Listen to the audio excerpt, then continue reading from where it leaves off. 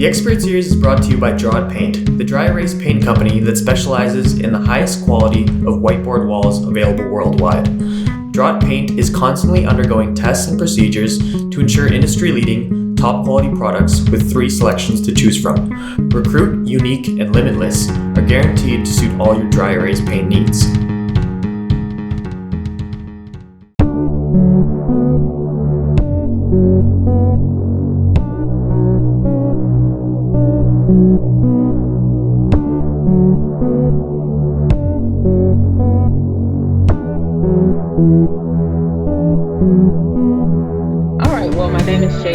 Costa. I'm originally from Boston, Massachusetts. I sell real estate. I have been a licensed real estate agent since about 2009. I've recently just got back into real estate last year in the state of Georgia. So I've been really involved with Georgia since probably the age of 13 or 14, traveling back and forth, spending the summers between Atlanta and Columbus. So that's where my quote unquote Georgia roots come from. Although I'm not necessarily a Georgia peach, I do like to say that I'm pretty close to. But that's about it. That's pretty much me in a nutshell. Awesome. And I understand that you still spend time between Boston and Atlanta. Where do you usually spend your time the most? I reside in Atlanta. I go back and forth to Boston to visit family and friends. But the majority of my time is spent in Atlanta. My mom also is involved in real estate as well in Boston, Massachusetts. So that's why I still do some business in Boston. I do a lot of referrals and help clients moving from up north down south and going from the south to the north. So that's my Boston connection. I'm still actively licensed in Massachusetts and in Georgia. So that's why I call myself a Massachusetts, Georgia realtor. Awesome. Well, it sounds like it's both cities are home for you. Is there a city you prefer? I absolutely love Atlanta. I love Boston because that's where I was born and raised. But I love like the city of Atlanta. I love the culture. I love the fact that Atlanta is a lot of transplants. And I love the fact that it's just like a melting pot of people and all different walks of life. But Atlanta is very, very close to my heart. And of course, New Orleans comes a second close, but Atlanta is home and will be for a while. Right. Now, it sounds like Atlanta is a pretty diverse city. Can you kind of speak on that a little bit? Yeah, Atlanta is definitely diverse. As far as, like I said, there's so many different cultures, ethnically, economically, socioeconomically, and things of that nature, that it's just a melting pot of different people. You have people that are, true Southerners that were born here. And then you have people like myself that are transplants that just love Atlanta and love the growth. I mean, I remember being here during the 96 Olympics. I mean, I was just a small child, but I remember how vitalized the city was. And I kind of felt that same type of spirit when the Super Bowl was here earlier this year in February. So I love Atlanta. I love the diversity of it and just how everyone is accepted and there's a home and a place for everyone. Now, you talk a little bit about the Super Bowl. I understand you're a Patriots fan. Yes, I am. I try not to mention that too often because it doesn't gain me a lot of friends here. But I am definitely a diehard Pats Nation fan. I can't help it. I was born and raised there. I root for Brady. I root for Belichick. I miss Gronk a lot, but I'm a big football fan. Definitely the Patriots is my team. I feel like I coach every Sunday. I wear my shirt every Sunday, and we root them on every Sunday. So. Now, I think it's the 2017 Super Bowl. You know the one I'm talking about? Why'd you have to bring that up, Noel? I'm just wondering what your take on, being a Boston fan, being a New England Patriots fan. Yeah. Were you in Atlanta at the time, or? Yes, I was. I remember distinctly. I thought, to be honest with you, I thought we lost. I thought, the Falcons won. I was like, good for them. I'm going to have to eat my words because, of course, I talked a lot of trash. And luckily, on my way home, I was talking to someone and they were like, you're not going to believe this. The Patriots were down. And then, of course, we won. And it was an amazing victory. I didn't have a lot of friends the next day. I actually got heckled the day of because, of course, I wore my shirt around town. But it was a very exciting game. And hopefully we'll meet them again in the Super Bowl. We'll see. Yeah, it must have been a lot of fun. I mean, when I hear those two cities, New England and Atlanta, I kind of associate with that game just because I'm a big sports fan. But Right. so when I saw you and I saw your bio, I was like, no, that's interesting. Yeah, it's very interesting. The Super Bowl has just been interesting the last few years because the next year the Patriots played the Eagles, and my boyfriend is from Philadelphia, and he's obviously an avid Eagles fan. So it was a house divided. And that's the Super Bowl that I will hear about for the rest of my life. But hey, it happened, so it's all fun. That would be a lot of fun for sure. Now, Yeah. we talk a little bit about football. We talk a little bit about the culture there in Atlanta. Mhm. How does that kind of influence your life outside of real estate and work? Like, what are your hobbies and interests that you like to do right now? Obviously, one is football. I love to read and write. Um, I have a lot of things on the agenda for things that's concerning my writing, but I'm an avid reader and avid writer. I love to do yoga. I wish I had more time to do it, but believe it or not, I do yoga. I can't stand the workout, but I love to do yoga, and of course, traveling. I love to take road trips and things of that nature. I have a couple of road trips planned, so I'm really excited about that. But that's about it. It sounds like a fairly busy schedule then for you. Hmm. Yeah. Now, one of your Instagram posts, you say that when people find new homes, they often find new hobbies that go along with it. Can you kind of speak on some of those hobbies that you've observed people picking up on, or maybe some that you found yourself? Some people really get into gardening, and either really are like really staunch on having their lawn being super, super pristine. Some people actually, build garden beds and things of that nature. And of course, they take pride in their home. And a lot of my clients are first time home buyers. So owning a home and having to take care of the lawn is new for them. Some of them, because they have all this additional space, they may have create game rooms and stuff like that. I just sold a property in Kennesaw where one of my clients, he's a big gamer. And what attracted him to the house was that the seller was a big gamer as well. And he had a room solely dedicated to his games, his Xbox, PlayStation, and things of that nature. So I find stuff like that very interesting and cool. One client that we're going to close on at the end of next week, she was very staunch on making sure that the yard had space for her she shed. And we were able to get that for her. So I was really excited about that. But you never know. It's just a range of different things that people make into their hobbies now that they have this new space. It sounds like you really take the time to get to know your clients. I understand that that's a big part of being within the real estate industry. Yeah. You often post some nice feedback that you've gotten from clients, whether it's kind words or just anything nice that they have to say. How rewarding does it feel when you get this type of feedback from these actual clients?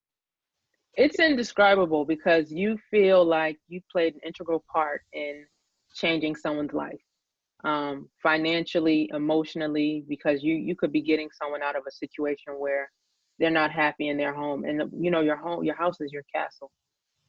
Or you could be on the flip side. You could be dealing with an investor where you help them find their niche market, and you can really try to gear what you send them and help them change their lives.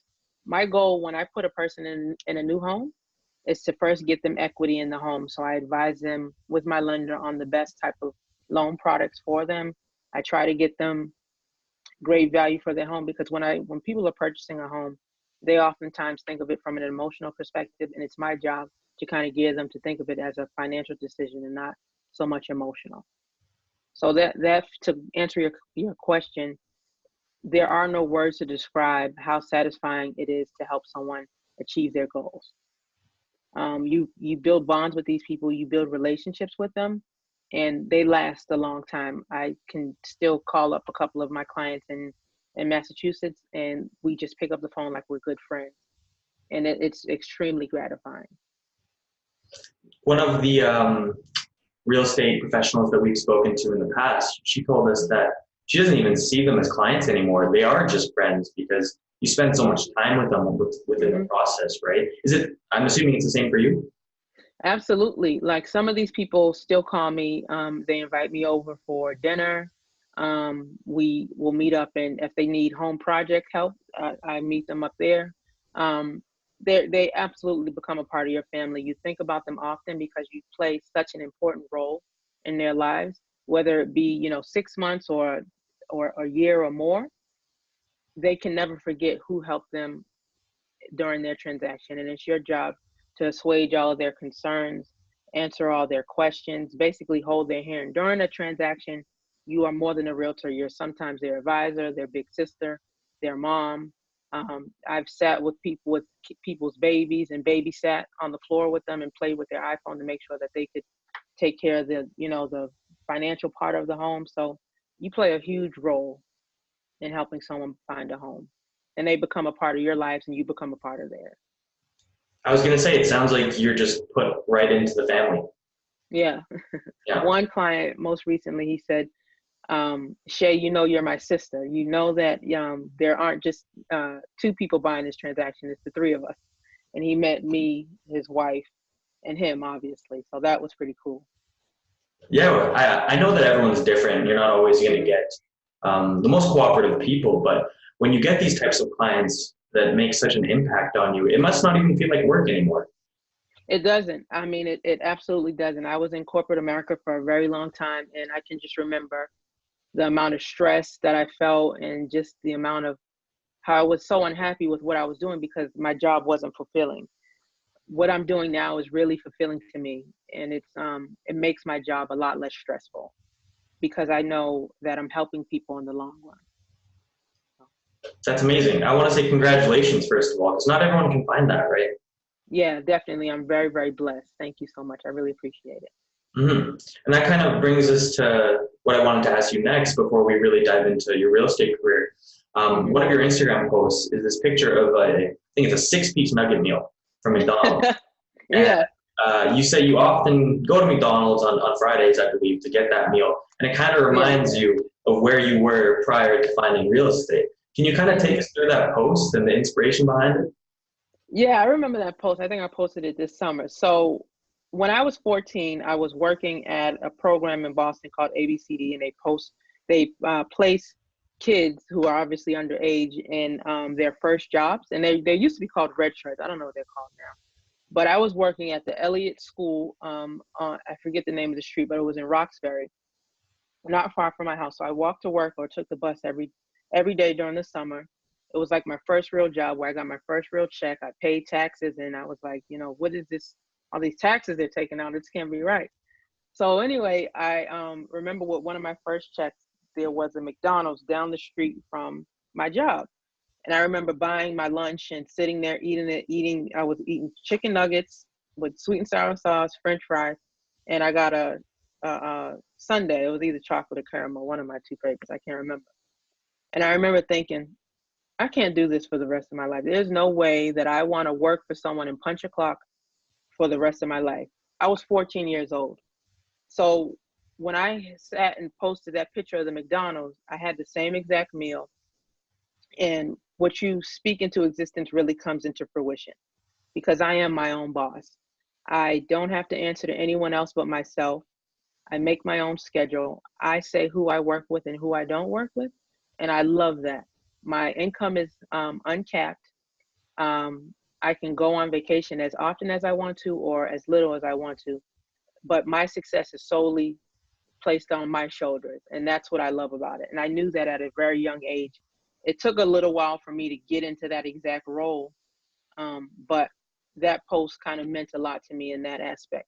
And I don't try to eat at McDonald's that often. I only eat there maybe once a quarter. But that post meant a lot more than just chicken nuggets, French fries, and a sundae. I'm glad you noticed that. That's cool. Thanks. I love the entire symbol of it all. It was such a simple meal, but to you it was the meal that really changed your life, it sounded like. Yeah, it did. And I sat back and I was eating it. I think I was in I forget where I was exactly, but I sat back and I ate it and I thought, I just closed a big deal and I'm still eating the same meal I did when I was 14 years old, probably making about $120 a week after that. And I just thought it was cool, but it was so gratifying because I was the boss. I wasn't the boss then, but I'm the boss now, and that's pretty cool. Mm-hmm. And you really emphasize being your own boss. Mm-hmm. I know that that's probably the main reason that got you into real estate, but are there any others? I love real estate. I love real estate. I love houses. I love looking at architecture, and I love helping people. And getting into real estate about 10 years ago really meshed the two. Um, I do really well with helping people. I'm like in my Instagram says, I'm like the go-to realtor. In my previous career, I was a manager, and I've managed large work groups, sometimes up to 450 people. But I was kind of handcuffed a little bit because when you work for a corporation, you only have so much autonomy. But when you work for yourself and you're an independent contractor and entrepreneur, you can do whatever you want. You can set the bar however high you'd like. You set the tone for everything. It's all up to you. So that's why I got into real estate, because it allows me to help people without having constraints. So. Mm-hmm. And I like that you say you had this drive to just help people. That's obviously one of the biggest reasons that a lot of individuals get into the real estate industry. But oftentimes you kind of have this mentorship throughout the process. Did you have this throughout the beginning of your career and maybe even now? Have you kind of taken on that mentor role yourself? Can you tell us a little bit about that? Yeah, it's funny. It's funny how things become full circle, because I definitely had mentors as I was growing up and throughout college, and then once I graduated and really getting into the nitty gritty of my career. And I remember some of my mentors said to me, "Sheay, one day I'll work for you."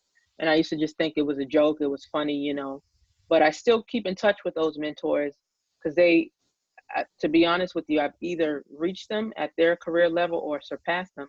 And they're absolutely right. Some of them have asked me for advice, and I've had to kind of mentor them or walk them through steps on how to sell their home or how to list their home. And it's absolutely gratifying. And now I'm at the point in my career where I mentor others, and I mentor, you know, kids that are younger that are just getting into my previous career or who want to get into real estate. And it's really fun to see that come full circle, because it feels like not too long ago I was in those shoes where I was fresh out of college and I had no idea what to do, and having that guidance makes all the difference. You know, it's really refreshing to kind of hear that you do receive this help and you do give this help at the same time within the real estate industry. It just seems so competitive and kind of cutthroat. I understand that social media has been a big tool for you guys for self-promotion. Besides this, how do you self-promote your work? I do a lot of open houses, which has really got my pipeline to a large capacity, because I had to rebuild my business from obviously one state to another. So hosting open houses, boosting my posts on Facebook and Instagram, really tapping into my sphere of influence and my family members who are really my key supporters. I have some great supportive friends and family members. My boyfriend is really supportive of my career, and I actually have an assistant who's probably been my number 1 and 2 supporter. And they've really helped me with building my funnel, sending me clients, referring me clients from the past back in Massachusetts who have no family and friends down here, have referred me to their family and friends, which has allowed me to stretch out and reach clients basically all over the East Coast. So I've helped people close property all the way down to Louisiana, working on something in Florida, all the way back up to Boston, to New York, Pittsburgh, all over the place. It's just been amazing. I feel like I kind of got off track but yes, real estate is very competitive. Obviously I am a little bit competitive because I'm in real estate and I want to reach the goal. I want to win the lead, but I feel like I'm a strong believer in God, and I feel like what's meant for me is meant for me and no one else. And I feel like I differentiate myself from everyone else because no one has the drive and the motivation that I do to get the best deal for my clients. So that's what differentiate me from everybody else. That's great. That's a great competitive advantage to have, right? That hard work that sounds like it's been instilled in you from an early point in your life. Yes, definitely. Now, you talked a decent amount about your team that you have there, from your assistant to even your personal ties, such as your boyfriend. Can you tell us about, the team environment that you have there that's allowed you to become successful? Yes, luckily I have, like I said, my boyfriend, my assistant, they're very, very supportive. I have a few good lenders that I work with. One of them in particular, he's very, very supportive of my career and helpful. He actually used to be a realtor himself. Waterstone Mortgage, if you're interested, give us a call. He is great. So a few different people and family members who have been key in helping me get acclimated with the real estate laws in Georgia and get acclimated with Georgia itself, because obviously Georgia is a lot bigger than Massachusetts. So it takes a lot. It's not just me. I know a lot of times on Instagram and Facebook and LinkedIn, you see just me, but there's a large team behind those posts. Definitely, definitely. Now, it sounds like you have had quite a few successes throughout your career, but I understand that that's not always the case, right? You face these trials and tribulations that you want to get through. Can you take us through some of these moments of adversity you've had over your career and maybe how you overcame them? Yeah, sometimes deals fall through in real estate. I mean, whether it's good or bad, whether it's your fault or not, deals will fall through in real estate, and you just have to persevere and always try to find the good even in a bad situation. You have to have takeaways. You have to realize, okay, what could I have learned? What could I have done differently that will change the outcome? I'll use one example of I went on a listing appointment back in July, and the seller was interviewing myself and another agent. And unfortunately, I did not win the listing, but the listing did go live. It was listed way higher than what I recommended, and that listing is still sitting on the market right now. So things like that. I don't feel good that the listing is still on the market, but I feel good knowing that I approached the situation correctly, because when I asked him for feedback, he didn't have any. He didn't say, your sales pitch was bad. He didn't say he didn't know anything about the market or my home. He just went with the person who told him what he wanted to hear. And I'm never going to be that person. I'm going to tell you what the market is saying based on statistics and numbers, and I'm going to tell you what buyers are looking for. I'll probably be listing that property after it expires for the appropriate price, and I'm confident that it will sell for what I listed at, if not more. Mm-hmm. It sounds like resiliency is an often common theme within real estate agents. Mm-hmm. Do you think that's something that's learned or just something people have or they don't have? I think it's so funny. I had this conversation recently, and I think it's something that people have or they don't have. I think you can learn it to a degree, I should say, but I feel like you're born with that grit, as you say, or that hustle in you, that drive, and that, because you have to have a lot of personal discipline and determination in order to sell real estate, because no one is calling you every morning like, Sheay, did you get up and make your calls? Sheay, did you go out there and knock on those doors? Sheay, did you follow up with those clients? Nobody's going to do that ever. So you have to have that wherewithal within you to get up every day, to make those calls, to go out on those appointments, and to get those leads, and to show people, I want to earn your business. So I think that's something that is intrinsically within you. I'm not sure if it's DNA or if you're just born with it or what, but I feel like that's something that comes from within. Yeah, that makes a lot of sense. Obviously, another big part about being a successful real estate agent is, like you said, understanding the market. Do you have any certain tips and tricks to kind of do that? Some of them I can't share. But watching the market and seeing what's trending, seeing, how many days, how things are lasting with days on market, watching properties, seeing what's rejected by the market. Like when you don't post something, you put something on the market, you don't have the right pictures, because of course everyone is looking at everything online nowadays. You overprice it, and then the market rejects it. But knowing what trends and what markets are hot, and knowing what will close the deal for your clients. and what will be beneficial to your clients, not just what will close a deal, but what will be beneficial to your clients, things of that nature. Knowing your different areas, because Atlanta has so many cities and towns, and knowing what's selling in specific areas is very helpful to you and your clients and your success. Mm-hmm.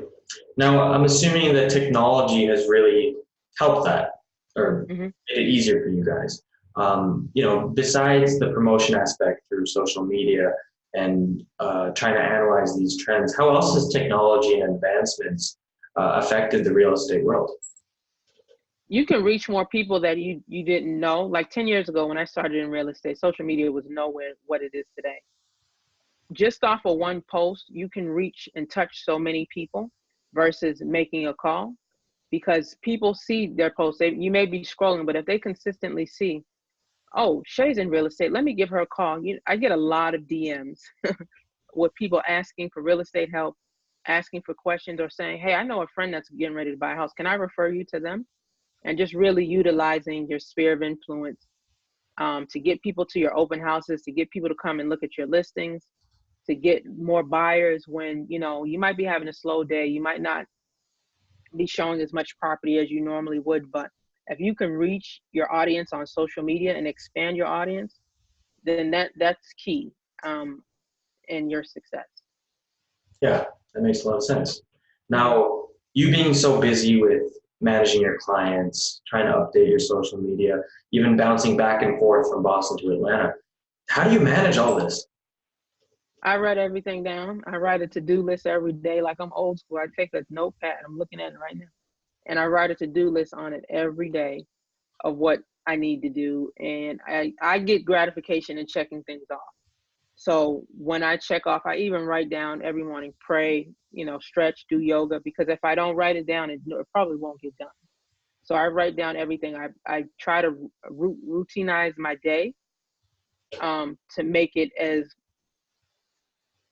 as regular as possible. And I only work in my office space, which you can kind of see here. It's like our office space / gym.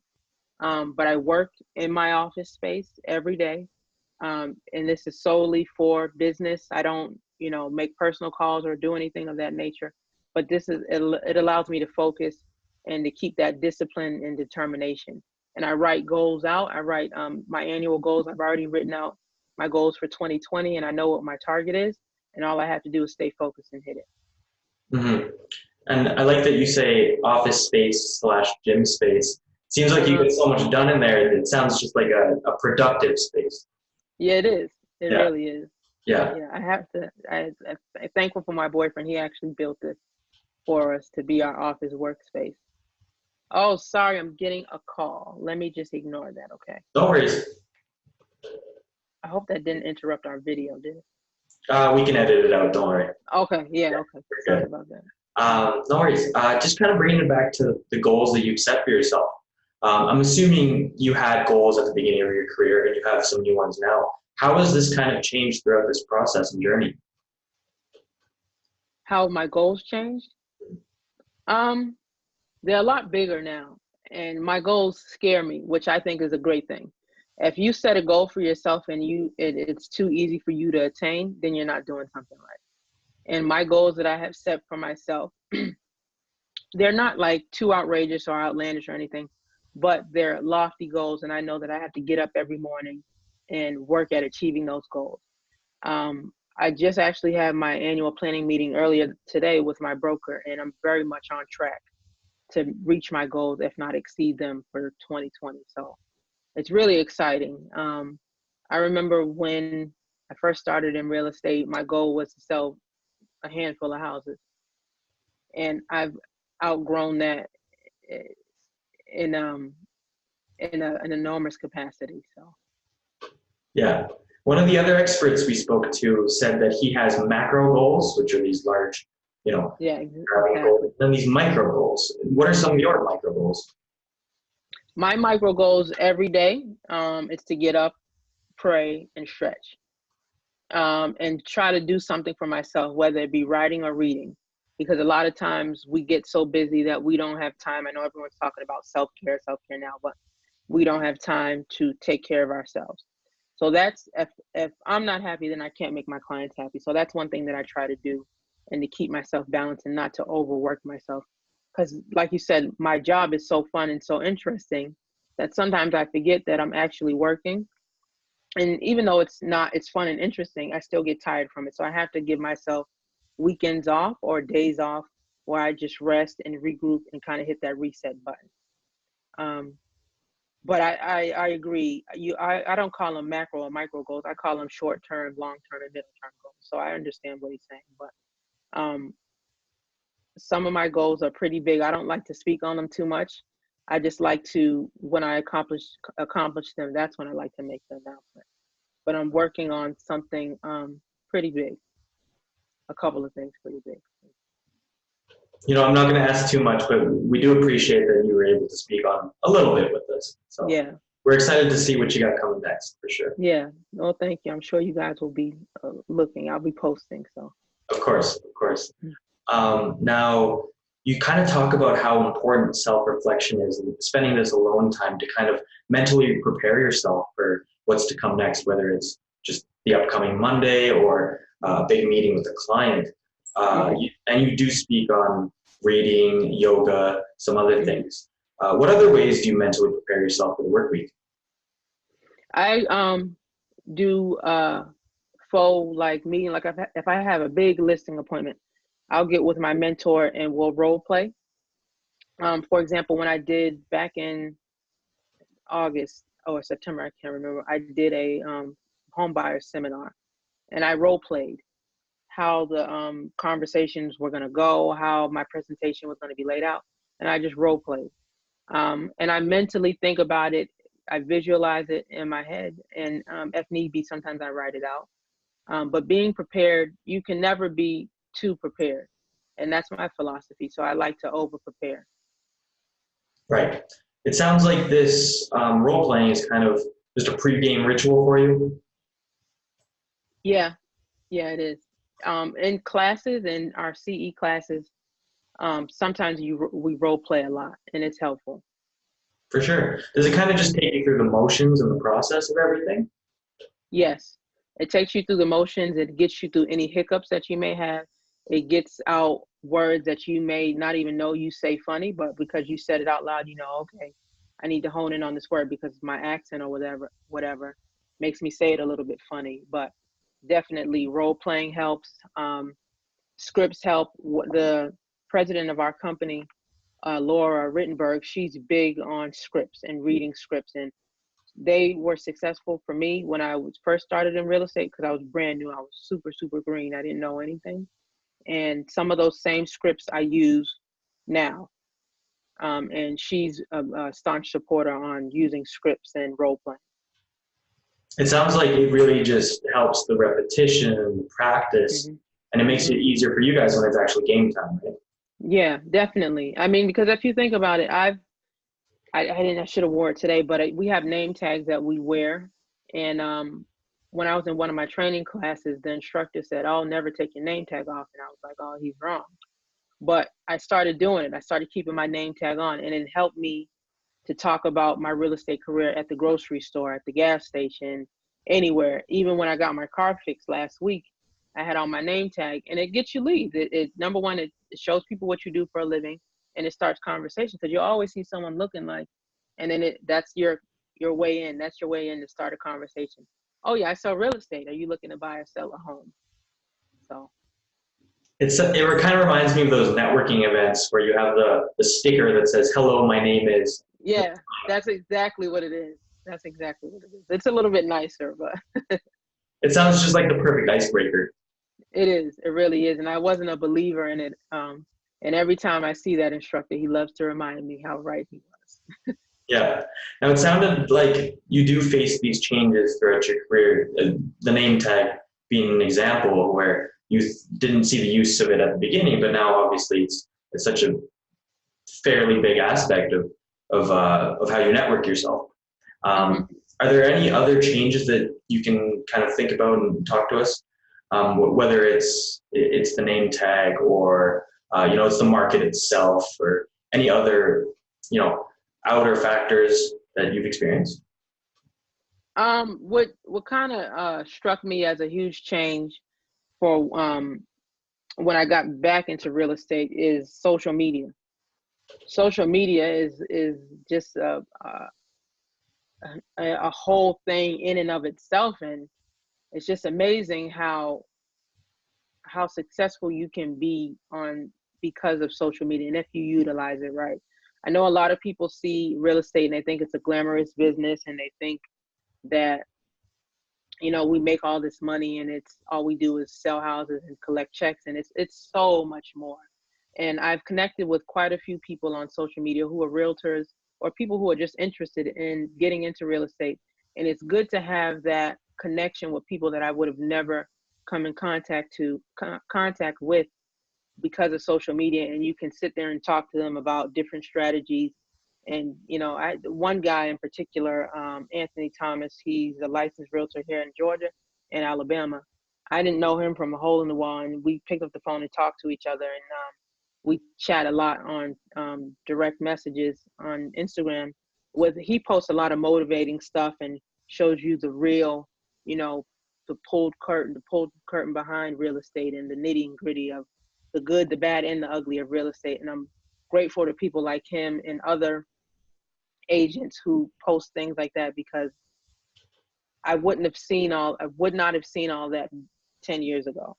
And I love the fact that we're able to post that stuff now. So.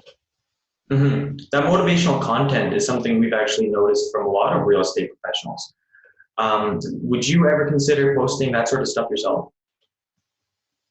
To be honest with you, I don't like to be in front of the camera. I don't. I mean, I don't know how people do like live Facebook and live Instagram. It kind of creeps me out. I mean, I just like to post my posts and pictures and stuff like that. But I try to be as motivational as possible. But I rather have a sit down face to face with a client as opposed to. I guess I should do it more. I mean, it makes me uncomfortable, so I probably should do it more. I'm taking my own advice here. But I don't like it. I just don't. I don't even like how I'm looking at myself here. I don't like it. It just makes it so awkward. I don't like it. Yeah, I think that's the beauty of this expert series and what we're trying to do, because it's a face-to-face conversation essentially, but at the same time, we're distributing it and all these people get to see it, and you're, you know, in front of the camera. So we're really just trying to highlight you and your career, and hopefully we can do that in a good light. Yeah, I know you guys will. I'm confident. I'm not too worried about it. That's probably why I did it. But that Facebook Live and Instagram Live, ooh. Yeah, no, we're not there yet either. So yeah. I know. We need to do more, both of us. So. Yeah. Now, just going back to kind of wrapping up the real estate portion of the interview. What advice would you give to someone just starting their career out in real estate? I would say get a mentor, number one. Get a coach. Try to find someone that has some good expertise in the game. Get with a really good broker. My broker is excellent. She has been very influential in helping me and kind of guiding me into the right direction and helping me reach my goals. So get with a broker. Everything that you learn in real estate school is helpful. But until you do your first transaction and you get a couple of transactions under your belt, you won't have any idea. And you learn as you go, because every transaction is different. I got a call the other day from one of my colleagues who's at Coldwell because of me, but he wanted to know how to do a short sale. And when I started real estate, short sales and foreclosures were in abundance because of just the nature of the market and how everything was going. And I would never have thought a short sale would be so difficult. The clients ended up very happy, but throughout the process, it was a lot of hand holding and playing the psychologist role and big sister role. But get someone who you can call up and ask advice. Hey, what do you think about this stipulation? Hey, what do you think about this amendment to address concerns? This is what I wrote, but this is what I wanted to say. Can you help me? Can you guide me? Don't just be out there willy-nilly and unattached to a group or a person that can help you, because you will get you will feel like you're out on a boat all by yourself, and you're not. and you will get overwhelmed and you'll be back at your regular 9 to 5 job. And you don't want that, because if you got into real estate for a reason. So attach yourself to someone who's successful, get guidance and instruction from them, but also continue to work hard, be disciplined, be aggressive, and you'll be okay. That's great advice. I think I can apply that to any industry, any profession. Yeah. Right? Yeah. Definitely. Being authentic and staying true at the same time. Exactly. Yeah. Yeah. I love what you said. Be authentic. Be yourself. I'm Sheay from Boston. I don't pretend to be an Atlanta native, because I'm not. So that's one of the things that I like to I like to say, stay in your lane. And then if you want to explore other things, kind of get with someone who has experience in that lane, and then learn from them, and then try to move over. Right. It's kind of the tippy-toeing in the shallow end instead of just jumping in the deep end, right? Right, exactly. Mm-hmm. Mm-hmm. So I do value all your wise words from speaking on the second part of the interview here. We'll get into the fun stuff in a little bit. Okay. Yeah. Now, you talk about both Atlanta and Boston. So which one did you want to start with? Which city? Since I'm from Boston, we'll start with Boston. We'll start with that? Okay. Yeah. What would you say is your favorite thing about Boston? The food, without a shadow of a doubt. We have the best seafood, of course. I'm a big seafood eater. We have the best Chinese food. We have the best pizza. That's the first thing I do when I go home. I just eat. I gain at least 5 pounds when I go home. So that's why I probably shouldn't go as much. I love the falls in New England. There is nothing like a New England fall when the leaves are changing. And I remember being on my street, my grandmother's street, and just at the end of the street, looking up and seeing all the oranges, the reds, all the autumn leaves falling. It was just absolutely gorgeous. And you couldn't buy that type of scenery. You can't get that anywhere else. Definitely. It's some people take it for granted when they have seasons within their city. Mm-hmm. They want to get out on vacation during the winter time and right. Hang out wherever it's hot. But there's something so different about actually getting to experience the cold and then the hot and all these changes, right? Yeah. That's something that you love about Boston too? I absolutely love it. I love bundling up. I love layering up. Like I said, my boyfriend and I were both from up north. So this time of the year in Atlanta right now, we're relishing it. We love these 65-degree mornings.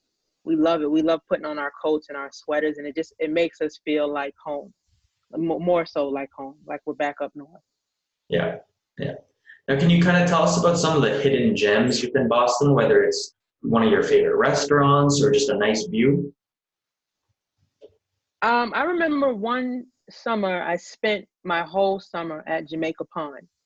And it was special to me because when I was young, I took sailing lessons at that pond. And I would sit out there, I'd people watch, I would do my real estate work because I would bring my laptop. And I would actually be working, but I was viewing, it's called the Emerald Necklace, because it's literally a huge, huge circle. It's in Jamaica, Jamaica Plain, and it's in between Jamaica Plain, West Roxbury, and it's just a good combination of everybody. You see all these different cultures and ethnicities, all these different people from different backgrounds, and I love that part of Boston, kind of similar to Atlanta. Right. I guess we can kind of move on to Atlanta now. What would you say your favorite thing about being there? My favorite thing about Atlanta is I love the South. I know it sounds like I love the North, but I really love the South. I love the fact that everyone, for the majority of it, everyone is really friendly and you can talk to a stranger and have a whole full-blown conversation with a stranger, not know their name. I love the fact that everyone says hello. You don't get that too much in Boston, but I love the Southern hospitality of it all. Mm-hmm. And I love the fact that Atlanta is I don't want to say is becoming, because it has been the music capital of the world. I've been a huge fan of all these Atlanta artists, and to live here and to just actually walk into a store, and sometimes you see them, and it's just so cool. But that you get to see all these different Atlanta artists, these actors, Atlanta has really become, with the building of Tyler Perry Studios, become the next Hollywood. It's amazing to be living in Atlanta at this time. Definitely. One of the things I like is, obviously it's known for its hip hop, right? Anywhere from T.I. to Gucci Mane. And of course, the movies now, I think Marvel movies are filmed there in Atlanta, aren't they? Yes, Black Panther was filmed here. I think, what was the follow-up? The Avengers, I think some of that was filmed here. It's so cool. I mean, literally, you can drive by. I remember one of the first things that my uncle did when I got down here was drive us by Tyler Perry Studios. This was before the grand opening, because he's had it. But it's just so cool. I've seen so many celebrities that I've lost count, and it's like, I don't want to say I don't get excited anymore, but it's pretty cool to be able to walk into a store and see a celebrity or a musician or something like that. I remember it was St. Patrick's Day, when we were at the Red Martini, and T.I. was there, and he's one of my top 5 artists. And it was just so cool to this is his city, like, and to drive around and to see all the different places that they've rapped about. 2 Chainz, rapping about Boulder Crest, and Gucci talking about Zone 6 and all of that. It's cool. Riverdale, and it's pretty cool. Definitely. When people think of these, large American cities, they think of New York, they think of LA, they think of Boston, Chicago. I think Atlanta's right up there with them. Definitely. I would definitely say so. Definitely is a huge metropolis now. And it has been. I just feel like people are just now starting to notice it. And it's been that way for forever. I mean, the 1996 Olympics was here. I remember watching Muhammad Ali light the torch. Like, so I just think it's so cool. And the fact that I get to live here is awesome. Mm-hmm. And at the beginning of our interview, you kind of talked about the different neighborhoods as far as like the diversity goes. And it sounds very multicultural.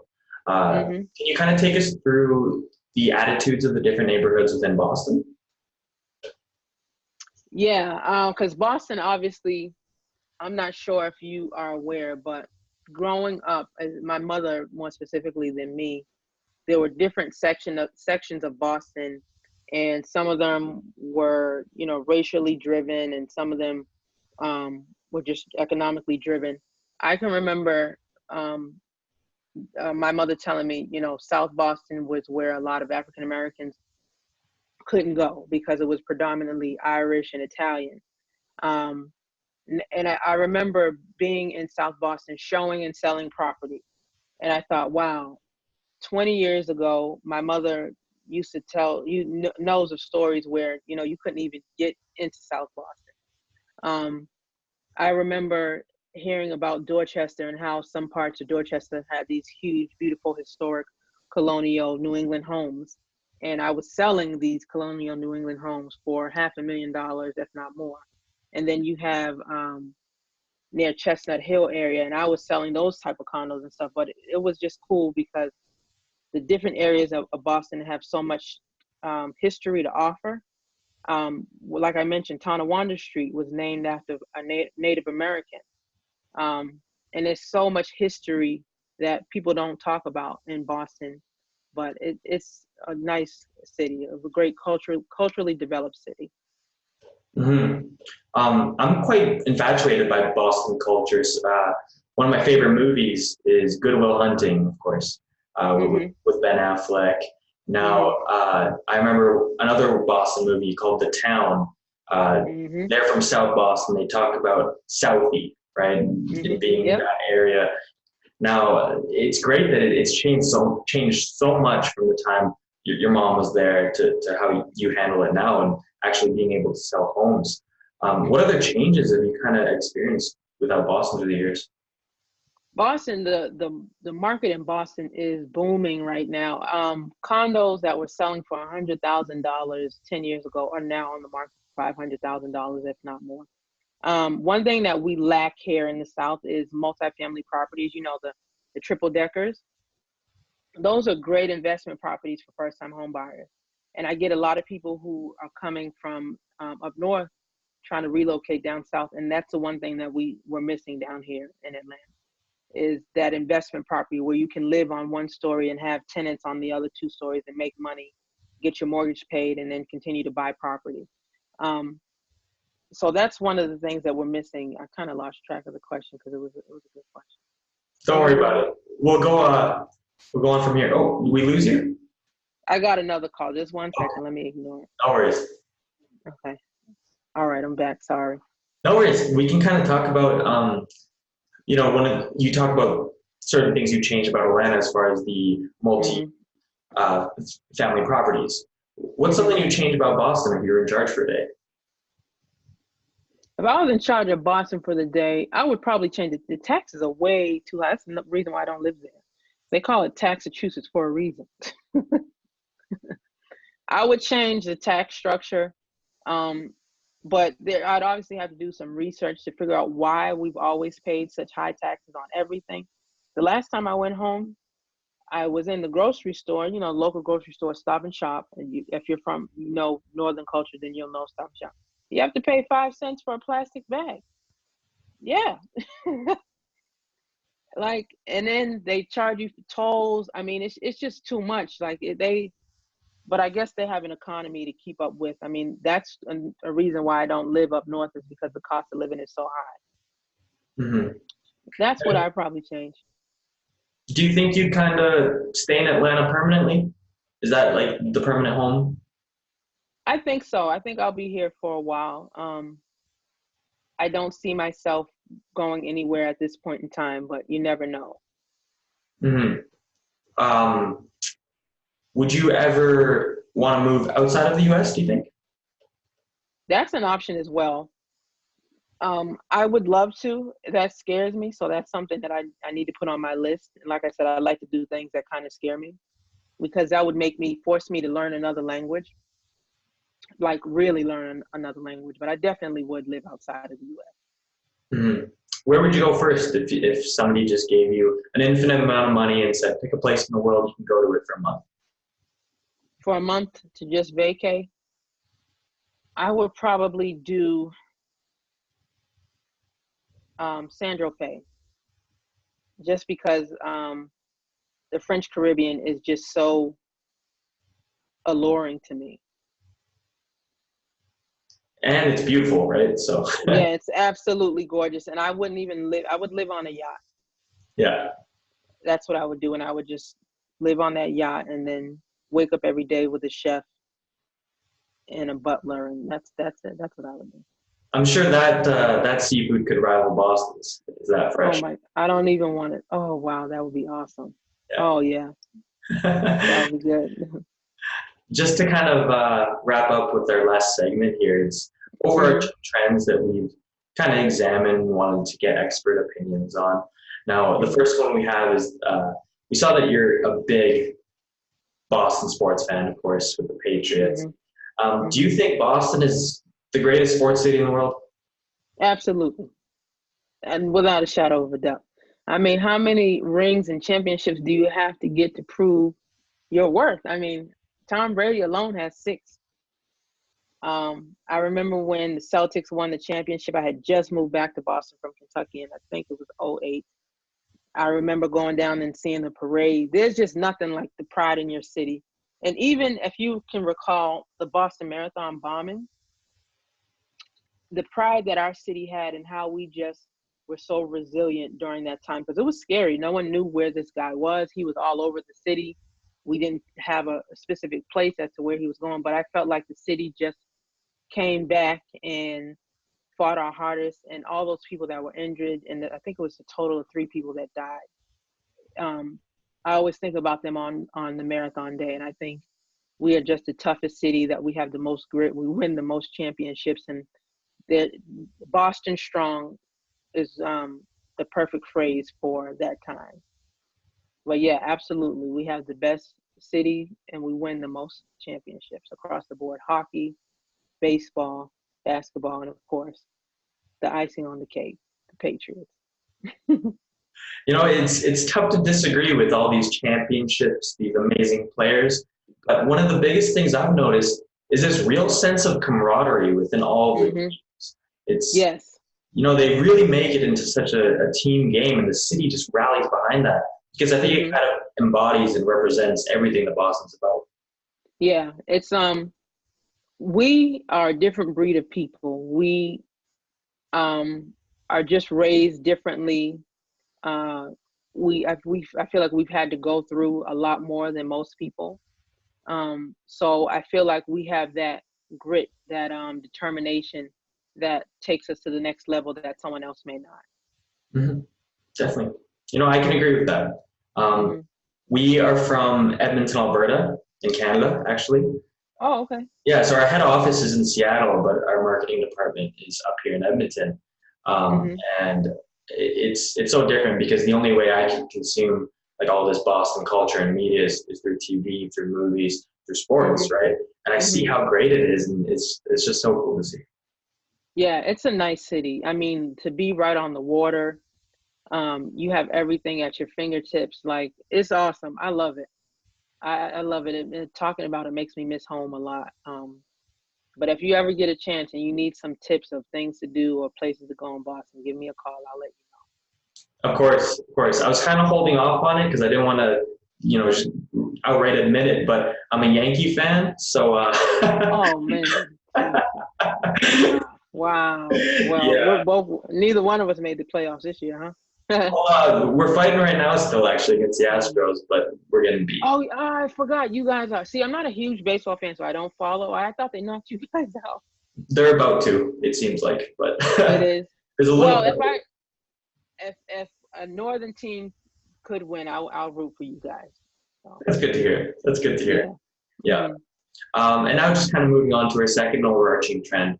Are you an iPhone or Android user? I think you're an iPhone just off of what you got in your ear right now. Definitely, and yeah, I'm definitely team iPhone. I love an iPhone. It's just because I'm a fan of change, but some things I just think should stay the same. Like your phone, I love my AirPods. I love my iPhone watch. I think this is my third iPhone, and I have an iPad.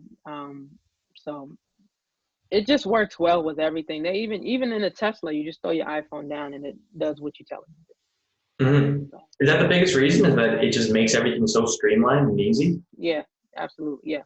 I love the fact that when I get a new phone, I just type in my stuff. All my contacts are there. My text messages are saved. Everything. It's just so much easier. Hmm.